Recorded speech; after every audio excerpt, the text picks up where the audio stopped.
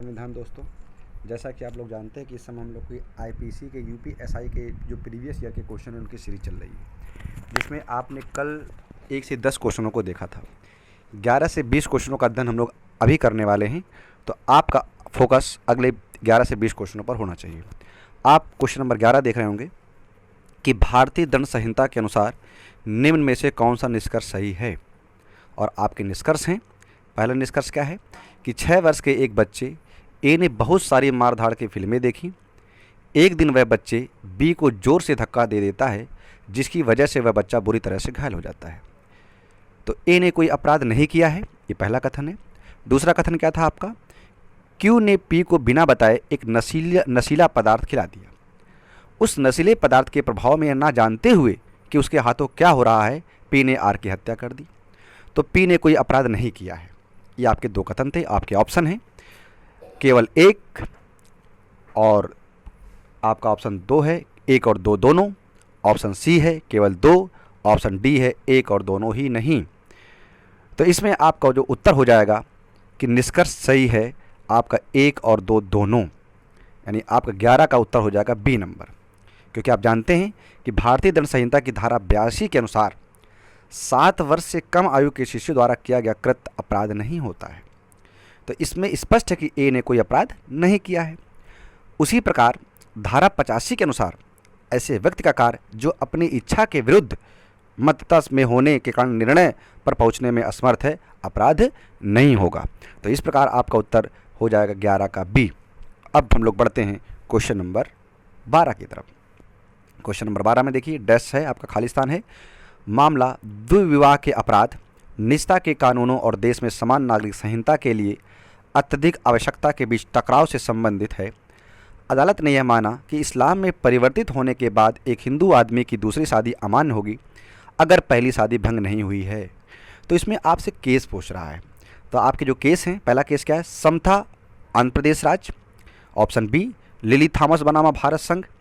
Option C Shreya Singham बनामा भारत संघ। Option D Sarda Mudgal बनामा भारत संघ। तो ये जो आपका मामला है, ये मामला है ऑप्शन डी के तहत सरला मुदगल बनाम भारत संघ। आप जानते हैं कि यह सरला बनाम मुदगल भारत संघवाद 1995 में सर्वोच्च न्यायालय में समलैंगिकता विवाह के मामले में व्यक्तिगत कानूनों के बीच संघर्ष और भारतीय संविधान के अनुच्छेद 44 को संदर्भित किया था।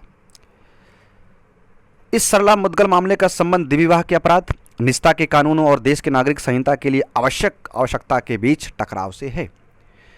तो अदालत ने इसमें क्या माना था कि इस्लाम में परिवर्तित होने के बाद एक हिंदू आदमी की दूसरी शादी अमान्य होगी अगर पहली शादी भंग नहीं हुई है।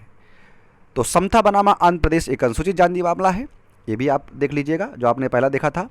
ऑप्शन बी देख लीजिएगा, जो लिली थॉमस बनाम भारत संघ था, ये आपका था धारा 494 के आईपीसी से। और जो तीसरा ऑप्शन था श्रेया सिंघल बनाम भारत संघ, ये मामला आपका साइबर अपराध से है। तो ये भी आप फोकस करिएगा। फिलहाल ऑप्शन 12 का डी नंबर आपका सही होगा। बढ़ते हैं क्वेश्चन नंबर 13 की तरफ। इनमें से कौन से अपराध के मूलभूत तत्व हैं? ऑप्शन ए आपका जो पी नंबर है, इंसान द्वारा किए गए। क्यू आपराधिक इरादा। आर कोई अवैध कार्य या चूक। एस किसी अन्य व्यक्ति के शरीर, मन, प्रतिष्ठा या संपत्ति को चोट पहुंचाना। आपके ऑप्शन हैं पी, क्यू, आर और एस सभी। ऑप्शन बी केवल पी और क्यू। ऑप्शन सी केवल पी, क्यू और एस। और ऑप्शन डी केवल पी और आर। तो 13 का आपका जो उत्तर हो जाएगा वो हो जाएगा आपका ए नंबर, कि पी, क्यू और आर, एस सभी मूलभूत तत्व हैं, मूलभूत तत्व हैं। अब हम लोग बढ़ते हैं क्वेश्चन नंबर आपके 14 की तरफ। भारतीय दंड संहिता की धारा 304 बी के अंतर्गत दहेज मौत, बहुत इंपॉर्टेंट क्वेश्चन है, धारा 304 बी के अंतर्गत दहेज मौत के लिए जिम्मेदार व्यक्ति को न्यूनतम कितने वर्ष की सजा देने का प्रावधान है? तो ये आपका जो हो जाएगा 14 का बी नंबर 7 वर्ष। आप जानते हैं कि भारतीय दंड संहिता की धारा 304 बी के अनुसार दहेज मौत के लिए जिम्मेदार व्यक्ति को न्यूनतम 7 वर्ष का तथा अधिकतम आजीवन कारावास की सजा का प्रावधान है। तो इस प्रकार इसका उत्तर हो जाएगा 14 का बी नंबर। बढ़ते हैं क्वेश्चन नंबर 15 की तरफ। भारतीय दंड संहिता की धारा 377 के विषय में आपको ऑप्शन दिए हैं। सदोष अवरोध तथा सदोष परिरोध, ऑप्शन बी अप्राकृतिक अपराध, ऑप्शन सी हत्या का प्रयास, ऑप्शन डी खतरनाक हथियारों का उपयोग कर स्वेच्छा से चोट पहुंचाना। तो आपका जो दंड की धारा 377 है ये आपके अप्राकृतिक अपराध से है। अब देखिए, भारतीय दंड संहिता की धारा 377 प्रकृति विरुद्ध अपराध से संबंधित है। कैसे? प्रकृति विरुद्ध अपराध से संबंधित है। किसी व्यक्ति, अब समझिएगा, इसमें धारा 377 बहुत महत्वपूर्ण है। किसी व्यक्ति द्वारा किसी स्त्री, किसी पुरुष या जीव जंतु के साथ प्रकृति द्वारा स्थापित व्यवस्था के विरुद्ध स्वेच्छा से इंद्रिय भोग करना प्रकृति के विरुद्ध अपराध होता है।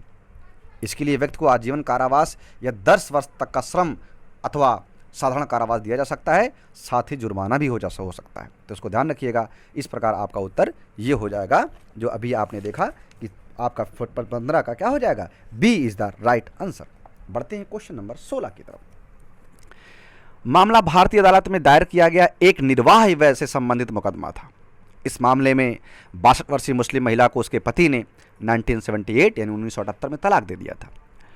उसने अपने बच्चों के भरण पोषण के लिए धन मांगा और उच्चतम न्यायालय में मुकदमा जीत भी लिया, परंतु उसे निर्वाह व्यय नहीं दिया गया क्योंकि उसी दरमियान देश के कानूनों में बदलाव कर दिए गए थे। तो ये आपसे पूछ रहा किसका मामला था। जैसे आपका ऑप्शन है कि सायरा बानो, शबनम हाशमी, शाह बानो, आयशा बीबी। तो ये 16वें का जो आपका उत्तर हो जाएगा वो हो जाएगा सी नंबर, शाह बानो। मैं आपको बता देता हूँ कि मोहम्मद अहमद खान बनामा शाह बानो के प्रकरण में शाह बानो के पति ने जब उन्हें तलाक दिया था तब उनकी उम्र 62 वर्ष थी।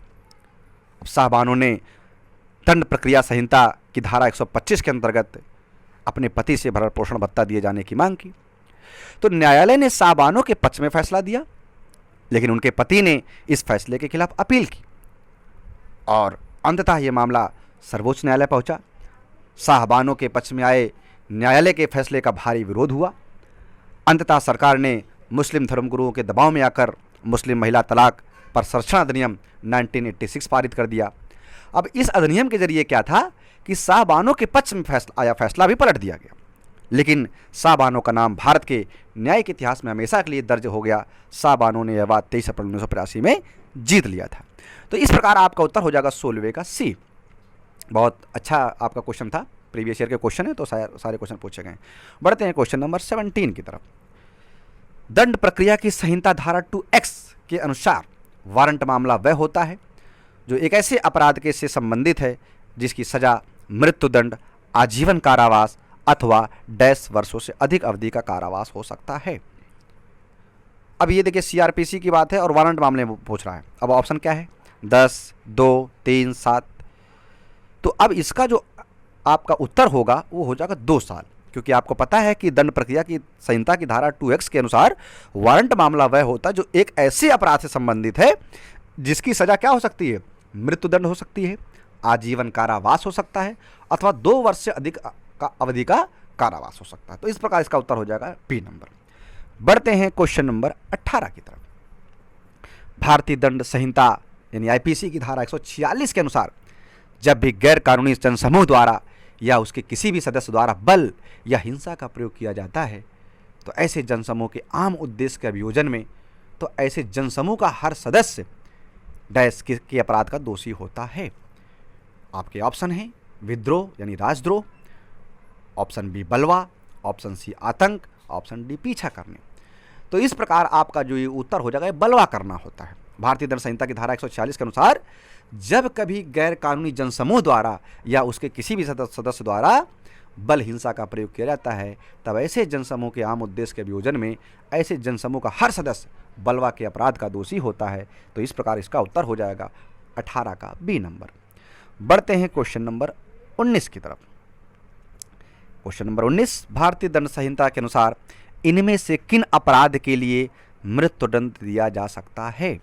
आपके ऑप्शन हैं धारा 121 भारत सरकार के विरुद्ध युद्ध की घोषणा, ऑप्शन बी धारा 364 ए फिरौते के लिए व्यपहरण। मैं आपको IPC पढ़ाऊंगा तो बताऊंगा कि अपहरण और व्यपहरण में क्या अंतर होता है। फिलहाल अभी आप देखिए ऑप्शन, अब ये देखिए 2 आपके दिए गए थे। अब इसमें देखिए ऑप्शन ए और बी दोनों है, बी केवल एक है, सी केवल बी है और डी ए और बी दोनों ही नहीं है।